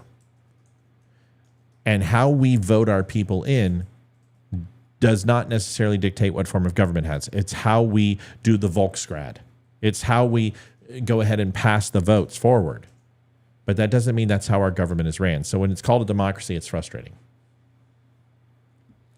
This is a video that I want to be honest with you. Olivia is not going to be happy with this. And if I saw this, I would be absolutely incensed. And I can't say that I wouldn't do something about it. I can't say that I wouldn't bum rush this guy. But listen to this crap. This happened on 4th of July. So here we go. America is nothing to celebrate. So repeat after me, as this rag that does not represent the people of the world goes up in fucking flames. America is nothing to celebrate. America is nothing to celebrate. We demand a different way to live. A different way to live. A different. These stupid sons of bitches don't even know that the flag is designed not to burn. And the overall heat index that you have to create in order for that to burn, it's not going to work with lighter fluid. And I'm not going to sit here and tell these jerk-offs how to do it, but it's designed not to burn. It will melt, but not burn. And you can get it to burn. You have to heat it up to a certain point. And certainly a clickable lighter ain't going to do it. System. A different system. Revolution, nothing less. Revolution, nothing less. America was never great. America was never great. America was never great. America was never great. 1, 2, 3, 4. 1, 2, 3, 4. Slavery, genocide, and war. Slavery, genocide, and war. 5, 6, 7, 8. 5, 6, 7, 8. America was never great. America was never great. America was never great. America was never great. Revolution, nothing less. Revolution, nothing less. Revolution, nothing less. Revolution, nothing less. Revolution, nothing less. Revolution, nothing less. Man, this fucking flag, let's just rip that shit, yo. There you go. America is nothing to celebrate. There you go. That's why we are here. Because the crimes that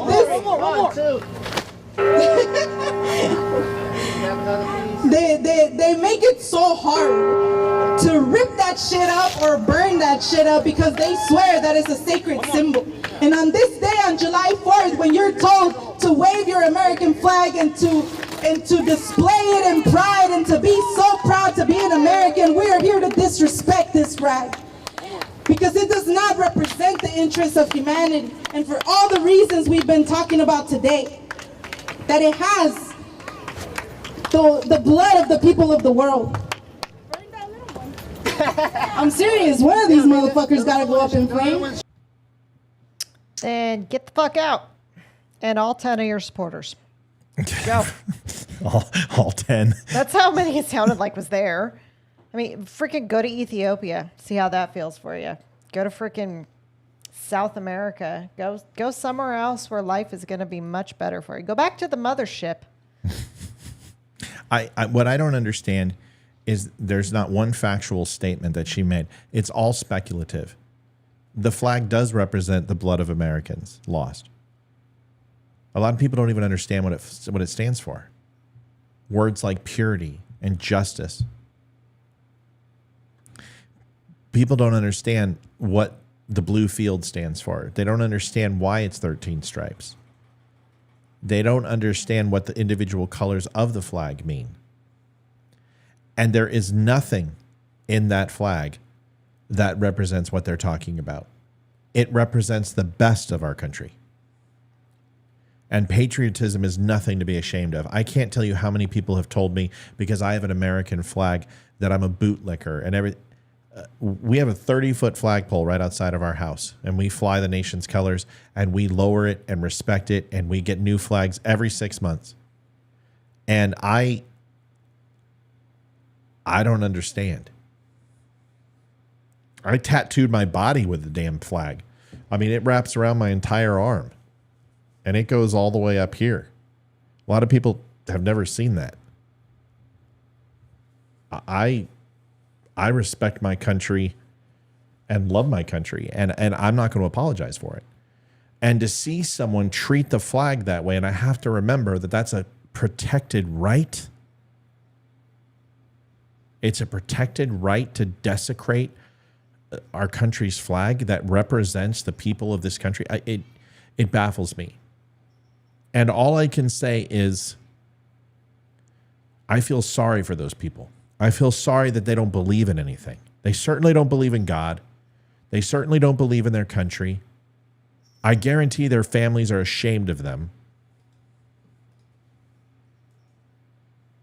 There's no justification to disrespect something that literally represents the very best parts and strives to make amends for the worst parts of our society. And that flag does that, and it just baffles me. And just to see this anti-populism, this is also something that I wanted to show you, which is why this lady is a clear threat to the United States and the vision of America, because she is in a place of power She is in a place where she talks to hundreds of thousands of people a night, millions of people a night, depending upon ratings. And this woman's ideology when it comes to the United States, making millions of dollars a year as a African-American woman, to spew this level of hatred towards our country makes her the largest hypocrite that I think I've ever encountered on a national stage. It baffles me how this person has a voice. A person who cashes the checks of MSNBC and is evangelizing, proselytizing from this area and creating a communist, socialist, Saul Alinsky, anti-populist attitude towards our country, and it baffles me. Listen to this. Caroline Light, who literally wrote the book on these laws, writes for the Tampa Bay Times that Florida has become the stand your ground hellscape in which lethal violence can be shoehorned into a tidy narrative of armed good guys deflecting a multitude of suspicious bad guys.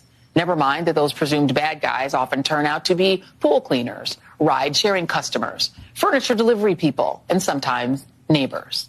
Joining me now is Ryan Buss, a former executive in the firearms industry. He's now a senior advisor to the Giffords Gun Violence Prevention Group and author of Gunfight, My Battle Against the Industry That Radicalized America. Ryan, I'm so glad that you were available to talk with us today. I have to say, I did not go out on July 4th and would not. The idea of going to a mass gathering, a parade, or a big fireworks thing outside seems insane to me, to be blunt, in America, because America is awash with guns, and now people don't just have them, they seem to want to shoot people with them and use them for whatever, you know. What do you think has changed in this country, which has always had a lot of guns, in the recent years to make it a shooting gallery? Well, thanks for having me, Joy, and you know, in a lot of ways, I'm sorry to be here, but I think a lot. See, I wish these people would invite me on. Because whether it was Fox or whether it was MSNBC, I don't give a shit. I would be like, what did you just say?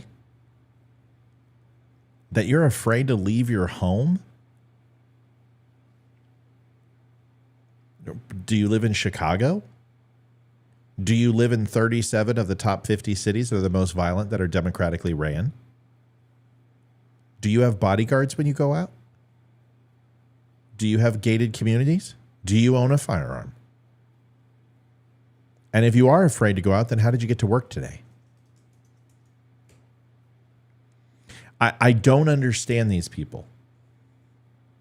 Absolutely, gun violence in the United States is 100%, it sucks.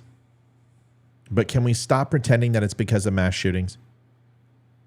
Can we stop pretending that mass shootings are the cause for gun violence in the United States? Because it's not. Crime, gangland shootings, and suicide make up most of the shootings in the United States. In fact, AR-15 rifles are used in 12% of mass shootings. They make up a small modicum, and most of those are considered to be a shooting of 4 or more people. And gangland drive-by shootings where multiple people are hit are considered to be a mass shootings. And those make up for those numbers that you're seeing. 512 mass shootings since January of this year. Yeah, and 80% of those are gangland-style shootings from the inner cities like Chicago, Atlanta, Baltimore, Los Angeles. I'm sick and tired of all the hatred towards the United States. And it's not if you don't like it, get out. That's not my statement. I'll never say that to somebody because you have a right to have an opinion. My opinion is if you don't like it, what are you doing to change it? What are you doing to make a difference? And you sitting up on stage and spewing about it and scaring people and pretending that the audience that you're talking to doesn't understand what the real problem is because they're living it, and placating to them that somehow it's an AR-15 and white Americans' fault because we're going around killing everybody, which is complete bullshit. By the way, the shooting that they're talking about was a trans shooter. Transgender. That is now, over the last 5 mass shootings that have taken place, it's been a transgender individual. That's something they're not telling you. And they're like, well, how dare you? Do you know how many white men did that? Yes, I know how many black people did it too. And I know how many Hispanics, and I know how many Muslims. But here's the question. All of those demographics are predominantly larger than the trans community, which represents 0.07% of all, or 0.7% of all Americans in the United States out of the 332 million. Go look at the last 5 mass shootings, the major mass shootings in the United States. Transgender people. So should we go ahead now and say that transgender people are the cause of mass shootings? No, we shouldn't. We should say that mental health is still the issue. Olivia, I love you. You've been sitting there, and I'm maybe it's just because I haven't been on in a while, but I keep going. What are your thoughts on this? What do you think? We're gun owners. I'd like to get your opinion. You make me happy. That's the only thing I could think about when watching that video. Simple joy. You make me happy. Simple joy. What do you think about burning the flag? I know you don't like it, but do you consider it, should it be protected under the First Amendment? Yes, no, I don't think it should be protected. I really don't. I think, I mean, gosh, it's a hard one. I mean, if some people would say that burning the Bible should be protected and some people would say not. So I guess it's all an opinion. In my opinion, I don't think it should be protected, but that's the beauty of the United States, and our Constitution is we have the freedom to do it and choose what we want to. So I disagree with it. But. So let me make sure I get this right. When you burn the American flag, it's celebrated, but when you burn the pride flag, you go to jail. If it's going to be across, it's got to be across the board. If you can burn an American flag, you can burn a pride flag. You can burn any flag. And it shouldn't be any discrimination. But if you're going to burn a pride flag and go to jail, you're going to burn an American flag and go to jail. Do you think it's okay to burn the pride flag? No, I don't. I don't think it's okay to burn any flag. That's somebody's symbol of hope. It's their symbolism of freedom. It means something to somebody, and it's special to somebody. And no, I don't think anyone should burn any flag, no matter what country or what it stands for, unless it's a Nazi flag. Oh, wait a second. Whoa. You know what I was looking up? Well, wait a second. There are people who believe in the Nazi flag. So, I know. See, this is where freedom of speech is fickle. And when you look at the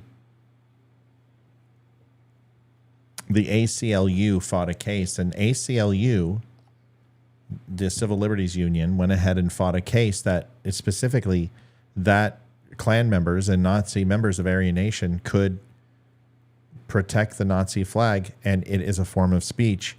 And you got to love the ACLU, which used to be an organization that would protect speech for all, but now, and I'm not saying protecting speech for Nazis is a good thing. What I'm saying is that it shows you that ACLU loathes these jerk-offs and still protected their right to be jerk-offs. Now, you know, if you have a "Don't Tread on Me" flag, or you stand up in a school board meeting, you're a domestic terrorist, according to the ACLU. But what about the Bible? Jazzy made a good thing. Can you set the Bible on fire? Can you burn a book? Should we burn those books that have the photos of children being molested by adults that are in our schools?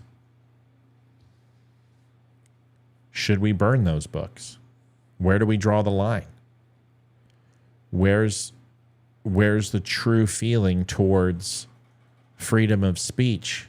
And even though I despise these people, and I wouldn't piss on them if they were on fire, but man, it's hard for me to sit here and say that I can't defend their right. What about this book? What about this book that's in schools in Virginia right now? That's showing homosexual act and fellatio, and gardeners who are 30-year-old illegal gardeners raping 12, 13-year-old boys by having sex with them and fantasizing that it's a good thing. What about those books? Should we burn them? It's just such a slippery slope, and we have to ask ourselves the question. We can restrict, right? And we can restrict that content and say that our kids can't look at it. That's not banning. And we can also make sure that you submit for a permit to burn a flag. And if you don't, you can be arrested because it's public display, public endangerment, and a display of destruction of property. And you can't do that. We can put limits on it. But is speech and free speech unequivocal? Or not anymore. Yeah. It should be, but it's not. Yeah. Listen, a lot of smarter people than all of us have tried to do this. And tried to have this conversation.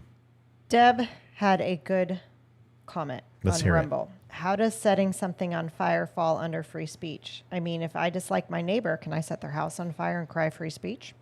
It's a very good point. Yeah, but it's not okay. You can't burn somebody else's flag. That's the whole point. But if you want to burn your own house down and get a permit to do that, which you can destroy your property anytime you want. You can have it bulldozed and broken down to the foundation and rebuild with the proper permits. That's what they're saying. It's a very good point, but it's one that I would just counteract with. That's somebody else's property, and no, that's illegal. You can't, if you pull my flag off my flagpole and come on my property and try to burn my flag, good luck. I'm going to jail. I'm going to jail for a long fucking time. I'm just letting you know. But if it's your flag, you can burn it, I guess. I don't know, folks. It's something to think about. To ask the children their opinion on this. I would like to ask the kids, but first what we're going to do is watch the rest of this, and then we're going to go because I want to spend some time with you tonight. And there's a great baseball game coming on against Seattle. It's already on. Right. And that's why I want to watch it. This is something important. And I want to end with this because this hits me at home, right? This bothers, it hits Olivia and I both, this censorship on social media. And man, we went through it for 2 years. They tried to bring us down. And Olivia can tell you how many times they shadow banned me. They suspended my account. For no reason. Took money away. Every day it was something, and they were just coming after me. They would just, and finally Facebook is leaving me alone. We've grown big enough now where I don't pay for my videos to get any promotion, and I'm getting 300, 500 likes and getting 7,000-8,000 views. That's fine. I'll take that. If 10% of my audience is interacting, that's okay with me. And the live show tonight crushed. It was great. 200. We have 180 on now plus Rumble. We're probably at 225 right now. Olivia will let us know where we're at, but we were up to 265 on Facebook alone with YouTube and Twitter, which is exciting. Olivia's going to figure out the numbers, and we're going to watch this video. But this is SCOTUS, and by the way, if you are not a fan of the Supreme Court of the United States, and you've questioned the Supreme Court, you need to ask for forgiveness because this Supreme Court has been amazing and it has done things for us that I am forever grateful. And I don't care about Ketanji Brown Jackson and Sotomayor. I don't care about any of that shit. All I care about is that they're protecting the Constitution, and even the gerrymandering lines that went against Republicans, it was unconstitutional. So Republicans were wrong, and they lost it, and they should have lost it. But gun laws, voting rights, protecting speech, Roe v. Wade, extra tax through penalty like Obamacare and mandates, and using the same type of college tuition dismissal by having penalizing the people who have already paid their tuition. This is an amazing ruling, and this really hamstrings, truly and good, the Biden administration. Truly hamstrings the Biden's administration to censor, to use and weaponize the three-letter agencies through Facebook, through Twitter, to monitor our content. This is amazing. Take a listen to this, and then we're going to end on that. law. Yes, this is a Trump-appointed judge, but this judge was confirmed 98-0 by the Senate.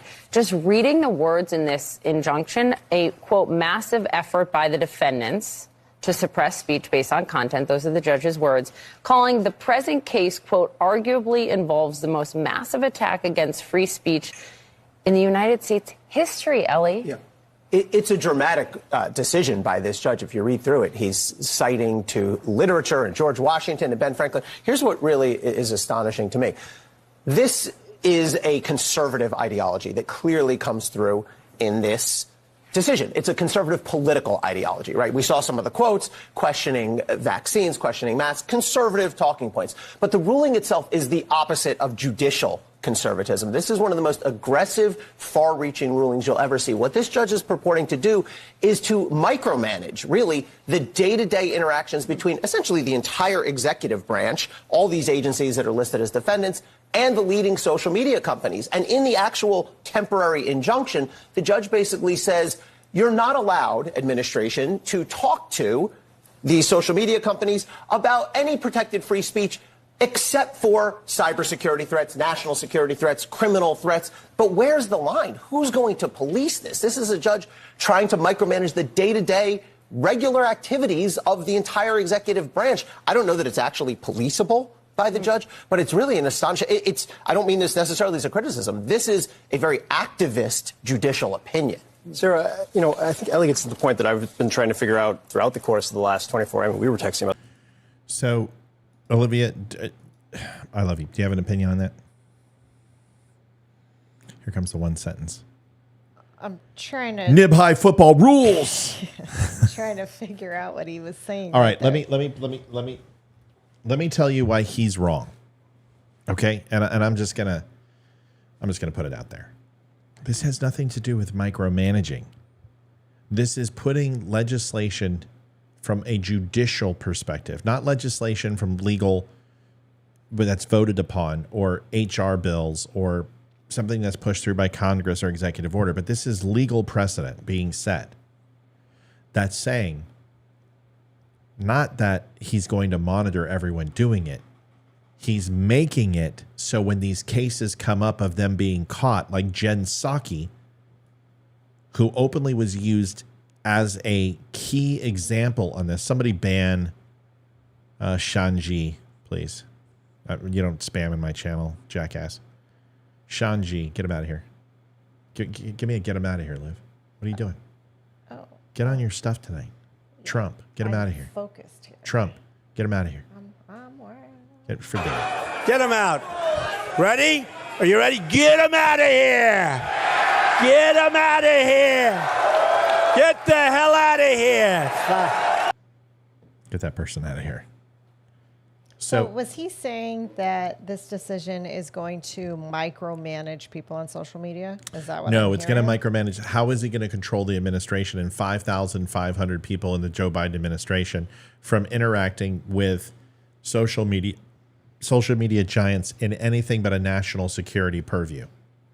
So let's, for example, you and I go to the LCPS board. They go ahead and go to Facebook and say, well, we want to see their WhatsApp.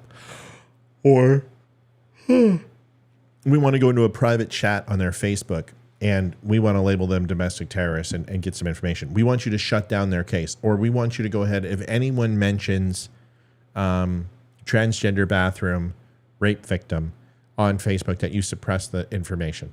That's what was happening. That's what Jen Psaki was asking to be done with a Hunter Biden laptop with certain COVID information. She was telling the social media companies, do not allow this information, and was demanding it. So what he's saying is that how are you going to monitor all the administration and how are you going to enforce this? That's not what it's designed to do. Just like you can't stop the entire nation from shouting fire in a theater, it's not illegal. Every single person can go right now and shout fire in the theater and the government can do nothing to stop you. However, the repercussions of you doing that is where the rubber meets the road. It's after your actions where there is an equal or opposite reaction to your decision will take place. And that is the rule of law. So nobody's stopping this administration from going out and doing this. What the judge is saying is that if this comes to us and you are caught doing it, you will be held to a standard that it is against the law. That is what the judge is saying. Got it. Is Jen Psaki, is she being held responsible or anything happening to No, her? because there's no precedent. See, this is the thing. It's like the election. When people are like, mass ballots, you can't do it. They used executive powers to go ahead and use mass balloting and mail-in ballot. Yeah, but there was no precedent. It's not illegal. That's what I try to tell people. People are like, it's a stolen election. And you know I've said, don't use the word stolen. Stop saying that. They used every form of law to have judges rewrite the state's constitution under emergency powers. You can say it was hijacked. You can say it was manipulated. You can say that it was politically driven. You can do all those things, but it wasn't illegal because there's no precedent that it can't be done. That's what the SCOTUS is going to be looking at before they break session for the summer, is mail-in ballots and the overall jurisdiction of judges making those decisions.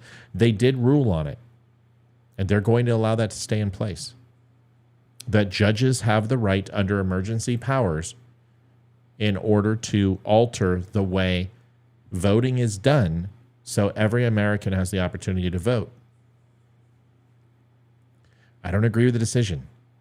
In the Constitution, it's very, very clear. Article 3 covers this. How we run our elections, that unsolicited ballots are absolutely unequivocally not a vote. It is simply an invalid ballot. You can't solicit people to vote. You can't send out, you can solicit, you can't do unsolicited. You can't just mail out ballots on random in all of the blue counties and not send them to the red counties. You can't do that. It's unconstitutional. So the first one we lost, and they're going to hear two others, but hopefully what you see is that, yes, judges can temporarily make decisions that are against the state's constitution if empowered to do so, but they want to put some backdoor discovery in there where it allows the state legislators to challenge the decision. Aren't they ruling on voter ID and all that stuff? Voter too? IDs, no. That's going to be next election. That's why we want to make sure that Clarence Thomas, there's going to be two possible SCOTUS in the next election that are going to be up for grabs too. And that's not going to change the court. So it's still going to be +1 for Republicans, but we have got to get a Republican in the House, White House. Got to. This is why this whole Trump thing is so important. And if he's not going to win and it shows that he can't, he needs to step aside for the good of America. And I hope he would. I hope he would. I don't want him to now. Keep running. Keep doing your thing. Let's have a drag out amazing contentious primary, right? Let's find the best man or woman who will win. Okay. But once that road is clear and it says, or we make the right decision. That's important to me. But they're also going to take a look, not just the fact that they can rewrite state's constitution for voting law, but the parameters of how they can do it. They want to put a certain statute of limitations on it and prerequisites, which means that the state legislator would have a chance to be empowered to vote on that and write law before the judges can make that decision. That is fine with me, because sometimes state legislatures drag their feet or they get caught in political ideology or filibusters, and judges will have to step in to ensure that the American people can vote. I'm fine with that. But unfettered access for judges who are politically appointed by the party to go ahead and make decisions for Pennsylvania, to make decisions for Georgia and Arizona and New Mexico, no effing way. That stuff's got to stop. So I will keep you abreast of what happens. I will keep telling you what's going on. All right, folks, listen, that's it for tonight's show. Olivia, I'm sorry. Sorry about what? It just wasn't, I just kind of did my own thing tonight, and I didn't include you as much as I should, and I'm sorry. And I promise that I will make it up to you in the bedroom and give you soft, wet kisses on all your pink parts. Ooh. Little Christian Slater. Should have done it the right way. I didn't do it. I'm sorry. I'm going to go ahead and take you in the bedroom and give you soft, wet kisses on all your pink parts. That's the way you do that. All right, folks. Welcome and goodbye. We appreciate you. Stop by the Dumb Show. Pick yourself up some cool shirts, some hats, some coffee, some coffee mugs. We've got all sorts of stuff over at thedumbshow.com. If you like the show and you're like, wow, I really like the show. Well, guess what? We don't make a lot off the show. I know there were some ads. We probably make $10, $15 off the show. We don't do it for that. We do it because we like to connect. How we really do well here is for you watching the recorded shows, following, sharing, liking, getting the word out, growing the audience like we've done a great job tonight. Was awesome. You can also go pick up some shirts and stuff too. We take care of our customers. We love you guys. We sell the best stuff. We have cool, awesome shirts. Go take a look. We'll be back tomorrow, Friday night, man. We got a recorded show in the morning. I'll have a recorded show done for you. I did grocery shopping today, so I don't have anything to do for the house. And then we'll be live. Clean the bathroom tomorrow if you want. Do some laundry. I'm just joking. The look on your face. You're fired. You are fake news. So no, I won't be doing the bathroom. That's a woman's job. So you can do that for me. You can do that for. But listen, stop on by the Dumb Show, thedumbshow.com, and use code DUMB10. You get 10% off. I always pull on my shirt. I do. I was showing you the shirt. It wasn't a nervous thing. I'm just showing you the shirt. Like, get some shirts, get some forget it, I'm out of here. Folks, we love you guys. Thanks for being on tonight. We'll see you tomorrow. Have a good one. Remember, 22 veterans a day commit suicide. It's way too many. Do me a favor, before you watch this, go over to Rumble and follow us on Rumble. We're really shy of 1,000. We need your help. Please go on Rumble, follow it, like it. Even if you don't go over there, just create an account, follow us. We would appreciate it. Here it is. Night, y'all. Good morning, Don't Unfriend Me Nation. What are we doing? I'm David Boreanaz with the Cast of SEAL team, and we have an important message for returning vets. We want you to know if you're struggling to cope, there's help and it's just a phone call away. The Veterans Crisis Line is staffed with experienced professionals who know your struggles. There's no greater sacrifice in service to our country. We're able to enjoy our freedoms because of it. Your service is important, you are important. For vets and their families, the Veterans Crisis Line is here to help 24 hours a day. Please call